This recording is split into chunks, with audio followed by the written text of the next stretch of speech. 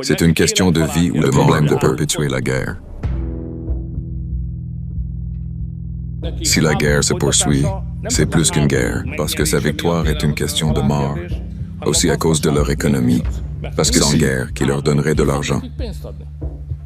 L'Ukraine prend de l'argent tant qu'il y a une guerre. Les Ukrainiens estiment qu'avec la guerre, pour atteindre un tel objectif, ceux qui dépassent les objectifs de la guerre, et après cela, ils parlent de son avenir. Par exemple, nous retirons autant d'argent que possible. Eh bien, ça va être maintenant. Maintenant. Alors nous voulons ce milliard. Puis, s'il te plaît, suivant. À tête tête sont les idées ukrainiennes.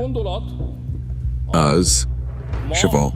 Hongrie, République tchèque et Slovaquie, en plus d'être soutenus dans la coalition. 3 d'entre nous ne le soutiennent pas.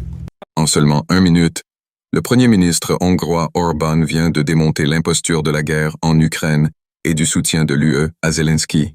Et, pour Zelensky, s'il n'y a plus de guerre, il n'y a plus d'argent. Il a obtenu 90 milliards et déjà il réclame 700 ou 800 milliards supplémentaires. Pour lui, la guerre doit absolument continuer. Ce conflit lui permet d'extorquer un maximum d'argent aux pays européens. On ne soutiendra jamais ça. Eh oui, c'est la stricte vérité, qu'on martèle depuis le début du conflit il y a 4 ans pile. Aujourd'hui, les Français ne veulent plus se saigner non plus pour cette guerre, car ils ont compris. Plus un euro, plus une arme, pas un soldat pour l'Ukraine. Diffusons, car tout y est.